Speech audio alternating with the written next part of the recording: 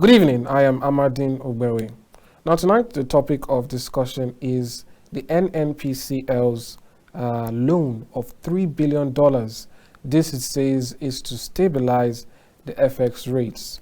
Tonight we'll be taking a look at what really or how far this policy or this move can really go in the desired results or the desired target.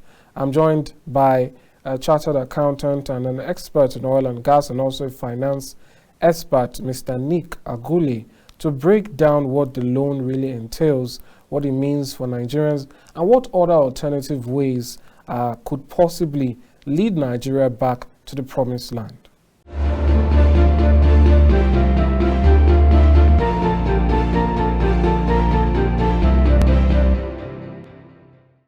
All right, good evening, Mr. Nick Agule. It's good to have you.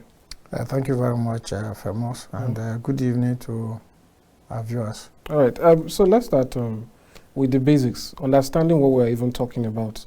The NNPCL took a loan or has secured a $3 billion loan, and the reason is said is to stabilize the FX, or one of the reasons anyway. Can you break this down for us? Because the average Nigerian knows that the Nigerian government borrows, the federal government borrows, but I don't think any of them have ever heard, or a lot of them have ever heard, of the NNPC borrowing. So what's really going on? What does it mean when the NNPC borrows $3 billion? Okay, thank you very much for that question. So to break it down, the NNPC as a limited liability company is capable and actually able to enter into any financing agreement with any party, so that the NNPC went to borrow $3 billion is not news, because I believe that even on their balance sheet, as we speak today, they're going to have liabilities, both short-term and long-term. What is not clear is the NNPC now kind of turning itself into some sort of monetary policy authority by saying, I have borrowed $3 billion and these $3 billion are now going to stabilize the foreign exchange market. That is very unclear, because the last time I checked, the NNPC is now the Central Bank of Nigeria, whose duty and mandate is to implement monetary policy in Nigeria. The last time I checked, the NNPC is a business that is into petroleum industry.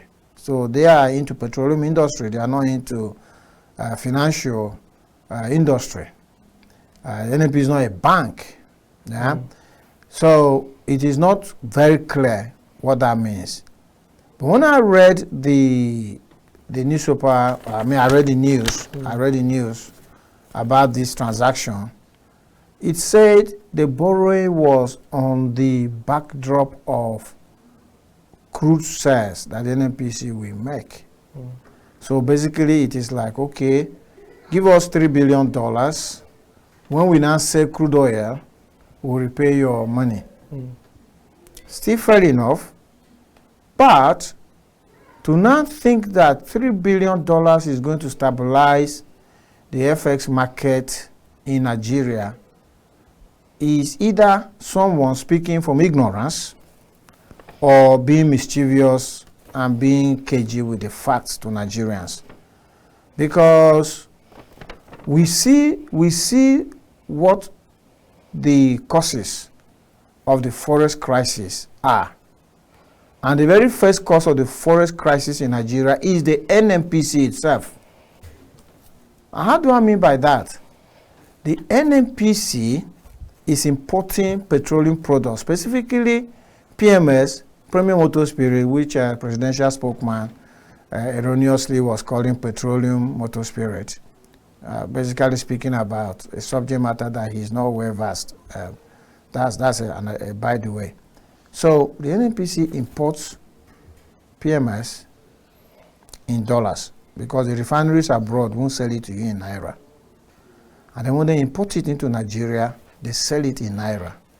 When you drive into your petrol station, you are going to pay Naira to get petrol. the money that you have paid to that petrol station will ultimately get back to the NNPC. How would the NNPC get the dollars to go and import another stock? They must convert that naira into dollars. So the NNPC is a major cause of the forex instability in Nigeria, because they are perpetually using trillions of naira to chase the dollar so that they will go and import petroleum products into Nigeria. That's the first major problem. And so when you look at school fees, medical, tourism, and then importation of machinery, arms, and all of those things, they are secondary causes. The NNPC is the biggest cause. And that $3 billion that the NNPC is claiming in euphoria that is going to solve Nigeria's forest problem is not even enough for them to import the next cargo of petroleum products into Nigeria. So how they came about with the storyline that the $3 billion is going to stabilize the exchange rate in Nigeria is totally unknown to any reasoning, except they come forward with the how. But empirical evidence suggests that what they said has no foundation whatsoever. Why? Because the forex market has not stabilized. The dollar is still running away from the naira. But when they say that they are doing this to stabilize it, isn't that, what the purpose of the loan, so to speak, bringing more dollars in? I wonder if this loan comes in, how does that even come? And then there's the argument that it doesn't add to the government's overall debt burden, that this was done as in a way to kind of avoid where the government goes to borrow from the IMF or whoever, or the World Bank, or so on. So really, that purpose, are you saying it's not possible? I believe if you convert $3 billion to naira, it should be in the trillions. I don't know. 3 trillion, about. If the dollar is 1,000 naira, it should be about 3 trillion, and maybe if the dollar is 800 naira, it will be like 2.4 trillion. Yeah. So yes. Isn't that very substantial? I don't think it's enough to make a difference. Not substantial in any way. As we speak today, I can't remember what the last data was, but I think, did I not hear that Nigeria has like 16,000 students in the UK alone? I know that in Ukraine, they spoke about 5,000 when that crisis started. So globally, if you look at how many students Nigeria has abroad, we should be looking into the hundreds of thousands of students. They alone will sweep $3 billion off the market easily to pay their school fees, pay their accommodations, pay their living costs and feeding and every other thing. So Nigeria's forex crisis cannot be solved with $3 billion. Nigeria's forex crisis can only be solved with two things. Number one, we must reduce our demand for dollars. Number two, we must increase our supply of dollars. And the increase of supply of dollars should not come from borrowing. For instance, you mentioned that they say that this borrowing is not going to be part of government's borrowing. That will be true if the NNPC is not part of government. But the last time I checked, the NNPC Limited was a wholly owned company by the federal government of Nigeria. Even with the PIA? Yes. Until they sell their shares to the public, they remain a government company.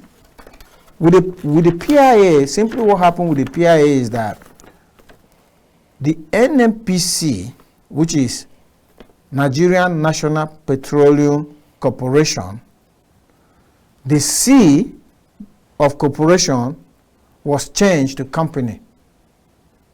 So it's now Nigeria National Petroleum Company Limited. That means the federal government decided that they were taking this entity to the Corporate Affairs Commission and register it as a limited liability company. But it's still owned by the federal government as a shareholder. The last time I checked, I have not heard the NNPC sell their shares to the general public. It is until they sell their shares to the general public, and those shares must be in the majority, at least 51% of the share capital of the NNPC in the hands of private individuals or corporations, that will make NNPC a private company. Otherwise, it's a company owned by government. So when we say that loan of $3 billion will not increase the government's loan stock, only if the NNPC, who is the borrower, is not a government company. And the last time I checked, it was a fully owned government company. So that again is mysterious to say it doesn't increase the stock of government loans. Now, coming back to the main point. The main point here is this. $3 billion is nothing in the whole scheme of things with Nigeria's foreign exchange market. So I was talking about the solution. The solution is, one, reduce our demand for the dollar, all right? Number two, increase our supply of the dollar in the market. Do you understand? And the increase of the supply of dollar in the market should not come from borrowings. Okay. We can increase the supply of dollar in the market with very simple things. Number one, the government itself has considered that they are stealing 1 million barrels of our crude production every day. Do you understand? The government has even contracted a private security firm to ensure that stealing does not happen. If President Tinubu wants to show seriousness about this matter, let him summon the Chief of Defense Staff to his office to be accompanied by the service chiefs, Chief of the Naval Staff, Chief of the Air Staff, and Chief of Army Staff, the Inspector General of Police, the Customs, the Nigeria Security and Civil Defense Corps, the DSS, and everybody, and give them, read the Riot Act to them, and say, if one extra barrel of Nigeria's crude is stolen, all of you are going to lose your jobs, and I will order your arrest for investigation. If he does that, the 1 million barrels of crude oil that is being stolen today will stop. And once it stops, an oil selling at an average of $80 per barrel will mean $80 million daily of additional revenue we are losing now. And if you multiply $80 million of additional revenue times 30 days in a month, that is $2.4 billion of real cash. Not loan, revenue that we are going to use to increase the supply of dollars in the market, that will be used to execute Nigeria's project. That is on the supply side. There are other ways, but that's a low-hanging fruit, all right? On the demand side, as we speak today, there are government officials filling up the entire first-class cabins, the entire business class cabins, and some of the other cabins on all the airlines that are departing Nigeria today, on one frivolous trip or the other abroad. President Tinubu only needs to make one order: no more foreign trip by a government official. Stay here, let's resolve Nigeria. So that's help in any significant way? There will be no demand for dollar again. To pay the airfares, to pay the Esta code. Do you know Esta code is paid in dollars? Well, Esta code is not paid in naira. Maybe we need to break down this explanation. Yeah. When you say they are in different cabins, what the average Nigerian hears or sees is that they are traveling. Yeah. But, you know, when people travel, don't they pay their tickets in naira, you know, with various airlines? Okay. So like, I want to understand where the dollar comes in. Okay, so this is where the dollar comes in. Okay. The airlines that are carrying these government officials abroad are not Nigerian airlines. Okay. So when you pay them even naira, some of them are taking their monies in dollars. And I wanted to tag the aviation minister, Festus Keyamo, on Twitter. I haven't done that. That yesterday, I checked up on a Turkish airline, and the fare that they quoted, they gave many other countries' currencies that you can convert that fare to. But the Nigerian naira was not there. The implication is that if you are booking Turkish airline in Nigeria, you must pay in USD. And is that not breaking our laws? So that is one thing. Back to the point. Even if you pay British Airways naira today to fly first class, which is about $10,000 per head to London, British Airways will find a way to convert that naira to dollar or to pound sterling so that they can repatriate it back to headquarters to service the aircraft, pay the pilots, pay all the other things. Pilots don't call it naira. Do you understand? So that is how it affects the dollar. So to transfer their funds or their revenue to the home base, yeah, they still have to convert. They go into the market, chasing the dollar, putting pressure on the naira. Because the more naira you use to chase the dollar, the less the strength of the naira. It's simple law of economics that the demand for a product, the higher it goes, the more expensive. So as we are all chasing the dollar in the market, the dollar is getting more expensive. There is no magu-magu about this. This is the reality. This is the fact. So for you to lessen the power of the dollar, you must step down on your demand. I can tell you today that if those malams have dollar and nobody is going there to go and buy it, dollar will become 1-to-1 with the naira. Because they will first reduce it from 800 where it is now to 700, nobody will buy. To 600, they will not come. To 500, to 400, they will not, till it will be 1-to-1. It's a reality. So I've given you one way the government can reduce the pressure. Yeah? Cancel all foreign trips. If anybody must go abroad, maybe the president himself should know why. Do you understand? Number two, there are government agencies in Nigeria, including NIMASA, and I have personal experience with this when I was in the oil industry, that will not accept a single dime from you in naira. You pay them in dollars. Why would a federal government agency in Nigeria be demanding dollars from people who need either a license, some sort of fee paid into government coffers? Because those people are going to take naira to go and chase the dollar to go and pay NIMASA. Yeah? To go and pay NPA. That's another one.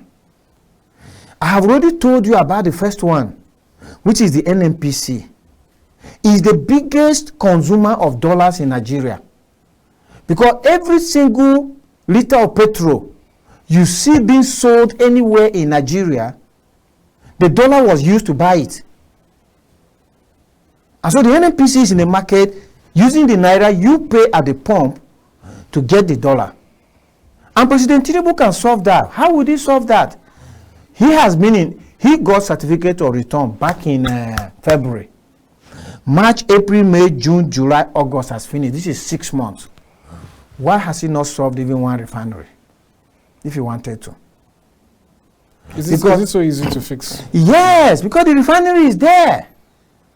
The refinery is there. If President Tinubu, as he got certificate of return in February, all right, constituted a team of experts, all right, because he was president-elect. At that point, he could even invite the NNPC to a meeting.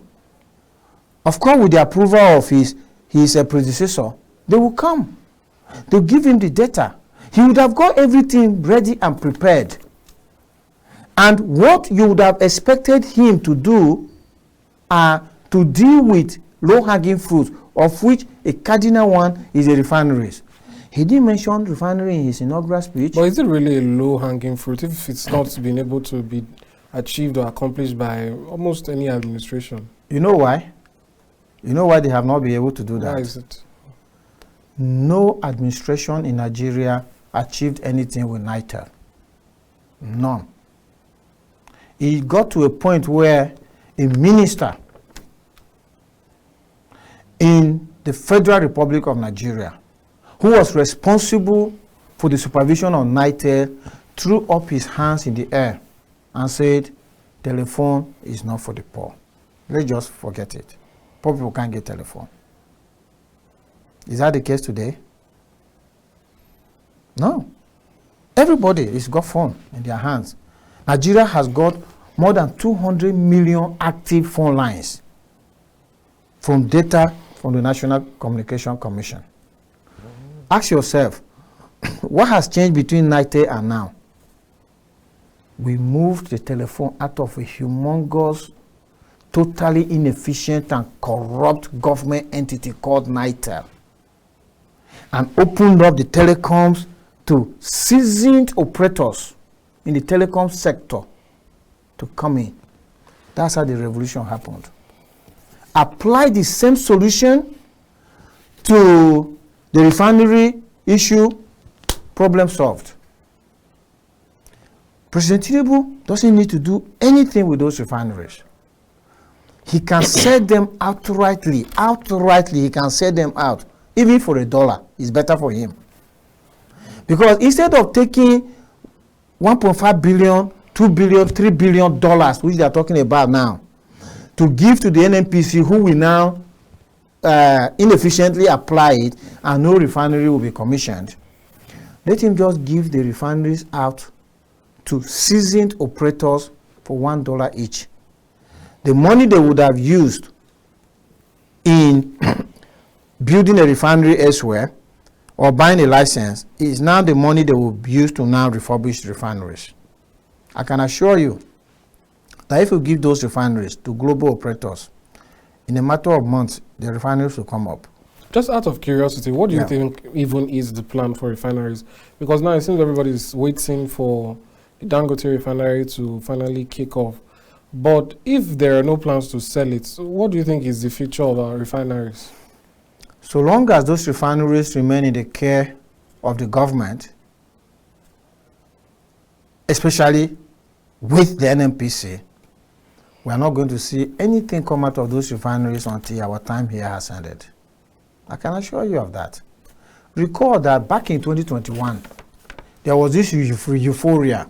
You know, Nigerians, they just create this frenzy and we just follow it that a contract has been awarded to refurbish the Port Harcourt refinery, and it was within 18 months, Port Harcourt refinery will be producing.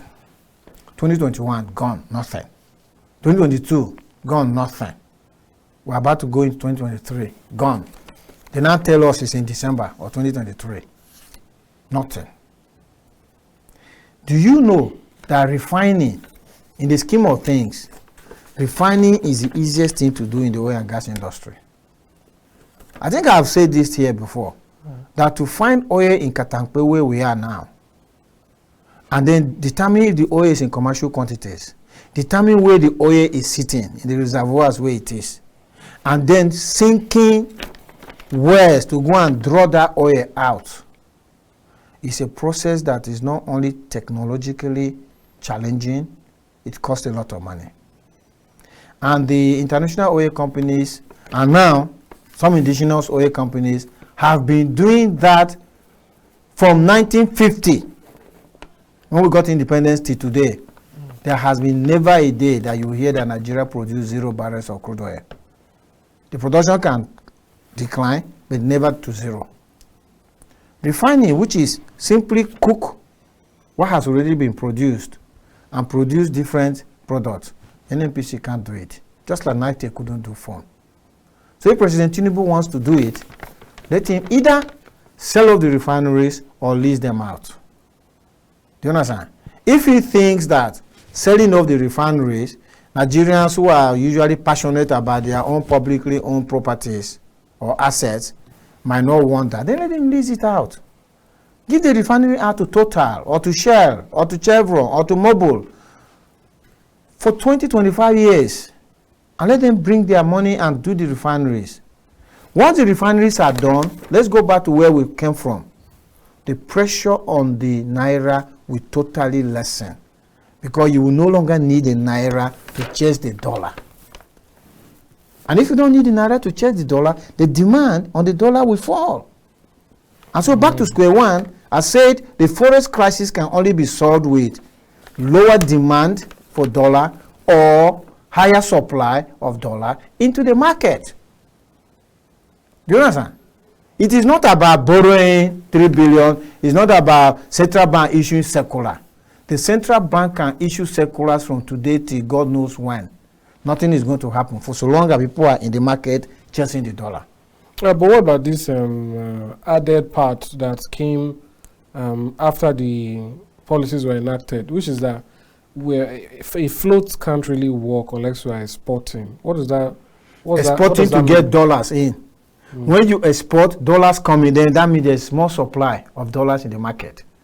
So it's back to the point. It's either you reduce your, it's not even either, you can do both. You can at the same time reduce your demand for dollars. Do you understand? Yeah. Like for instance, let me tell you one aspect. If President Tinubu now decides that he's going to first education, put money in education, yeah, make every university to be autonomous, they can go out and source for their funds, they can charge school fees, those who can't afford it will pay their fees through student finance, and universities have money and they are now doing well. Nigerians will no longer send children abroad. The quantum of Nigerians studying abroad will fall. And once the quantum of Nigerians studying abroad will fall, parents will not be in the market looking for dollars to go and pay school fees. That's a sharp drop in demand. The same thing with our healthcare sector. If we refurbish our healthcare sector, revamp it, and give Nigerians confidence that they can receive better healthcare here than where they go to in India, they won't look for dollar again to go to India. Do you understand? Because as we speak today, on all the flights that are leaving Nigeria here today, hundreds of people are on those flights going to India for medical care. And they use naira to chase dollar before they boarded those flights, before they paid for the hospitals. But if the hospital were here in Nigeria, they pay naira. Okay? So that is how you deal with the demand. So President Tinubu should just forget all these shenanigans. He has to roll off his sleeves and do the real work. And the real work is that what is causing the huge demand on the dollar? Deal with those causative factors, some of which we're speaking about here. But how quick the solutions are real? How quick do you think it can be done? You know, because to an extent, Nigerians want, as much as we want long-term benefits or goals or the best, they also want short-term signs. So which of these can really be done very quickly? As we speak today, being in August, President Tinubu summons the service chiefs to his office and reads the riot act to them about crude oil theft. Is it not shameful? You know, there are certain things that we do that when the international community look at us, they begin to think, are we okay? Do you understand? You have a navy with a 3-star general as their chief. You have an air force, the 3-star general. You have an army with a 3-star. You have navy, you have this thing, eh? They cannot stop thieves from stealing our crude oil. So you now go and contract a private security firm. As a country, as a sovereignty, as a nation, you now hand over your maritime security to a private firm. You understand? And they are the ones who will now arrest a ship and then go on TV and say, hey, we arrested the ship. Oh, even Navy, we are guarding the ship. And the commander-in-chief is watching. So if the commander-in-chief, as I'm saying today now, famous, calls these people and says, if they steal 1 barrel of crude oil from our production, you are all going. It's an immediate solution. It is an immediate solution. Sometimes people say the president usually has to balance interest, and going all out like that might lead towards the return of militancy and so on and so forth. He will fail then. The only interest that President Tinubu, or any president for that matter, that needs to have is the interest of the people. If it is more than the interest of the people, then you are not going to get it. If it is President Tinubu's interest that I want to defend the constitution of Nigeria and I want to deliver for Nigerians, Why would you allow crude oil theft to continue because you don't want to run roughshod on some other interest? That's not how he campaigned. That's not what he promised in his inauguration speech. Why would he promise something different and give us something different? He is the commander-in-chief of the armed forces of Nigeria. He can come upon anybody within this sovereignty. All right. Thank you so much, Mr. Nick Agule. We've run out of time now, but I were able to cover a lot and really break down the issues. Thank you for breaking it down and also for providing solutions, which is what we always like to get, solutions. Thank you so much for coming on the program. Thank you. It's a pleasure. So Thank you so much.